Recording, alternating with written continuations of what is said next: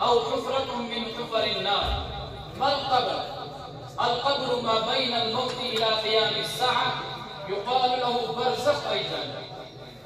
الآن أريد أن أدعو الأخ عابد حسين أن يأتي أمامنا على المنصة ويخطب خطبة مختصرة حول موضوع القبر.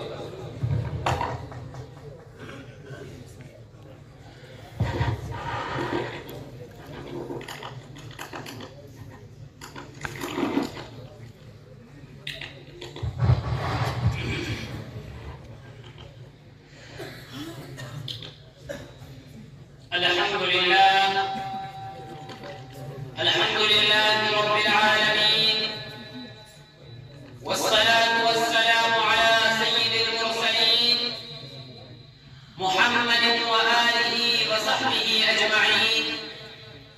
أما بعد، فقد قال النبي صلى الله عليه وسلم: القبر حفرة من حفر النار أو روضة من رياض الجنة. رئيس الحفلة والمستمعون الكرام والحاضرون الأجلة، السلام عليكم ورحمة الله وبركاته.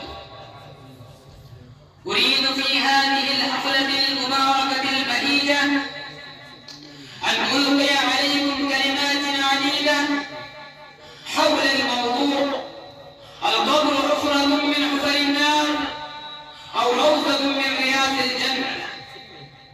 وفقني الله بإلقائها ووفقني إياكم باستماعها بهدوء وطمأنينة والعمل بها.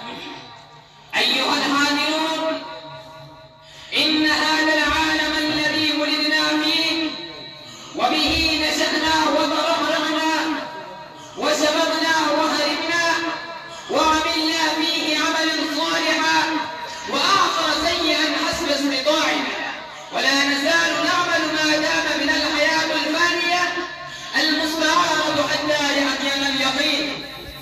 أيها الإخوة المؤمنون، إن الزمن الذي يأتي على الإنسان بعد موته إلى قيام الساعة يقال له البرزخ. والبرزخ لغة الستر والحجاب، لأن ذلك الزمن يكون سترا بين الدنيا والآخرة، لذا يقال له البرزخ. وإن الزمن الذي يأتي على الإنسان بعد موته إلى قيام الساعة يقال له عالم الآخرة، يسمى يوم الدين ويوم الجزاء وغيره. ذكرت أمامكم ثلاثة أنواع من العالمين: عالم الدنيا وعالم البرزخ وعالم الآخرة. ولأن موضوع خطبة اليوم هو عالم الآخرة، لذا أريد أن أبين لكم حقيقته بصراحة مع الإيجاز في ضوء الكتاب والسنة. أيها الإخوة المؤمنون، إن خراب المقابر وهدوءها وسكوتها والقبور المرتفعة حولها تربع الإنسان وتهيبه، فيذهل عن الدنيا ساعة أو ساعتين بعد الوصول إليها، وجعل يذكر الموت ويذكر القبر وعذابه، ويتمثل أمام عينيه الحشر ومراحل الجزاء والعقاب، وجعل يخاف من الموت ويفكر فيه ويتناجى ضميره ويقول: نموت يوما من الأيام ويكون هكذا مصيرنا.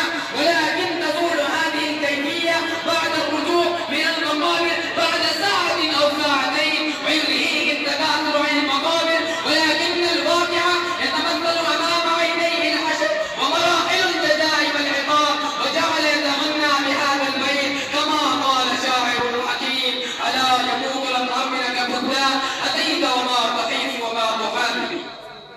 أيها الإخوة المؤمنون، إن الزمن البرزخ يكون هو زمن الراحة والطمأنينة وزمن الهدوء والسكن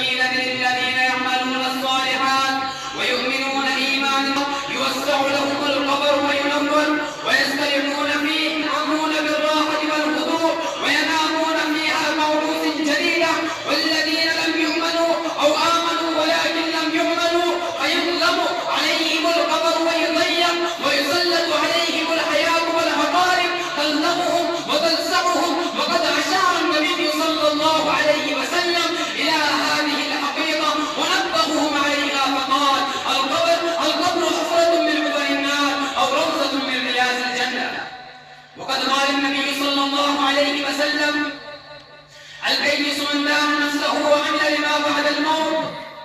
إن سيد القولين يقول: الكيس من كسب الدنيا وجمع أموالا طائلة وثروات كثيرة في الدنيا. هدانا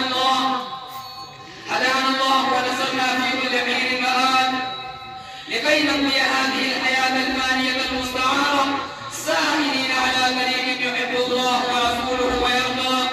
اللهم انصرنا وأعطنا سعادة الدارين واحفظنا من عذاب البرزخ واكرمنا بنعمك في الآخرة ولا تحرمنا من رؤيتك في الجنة يا أرحم الراحمين.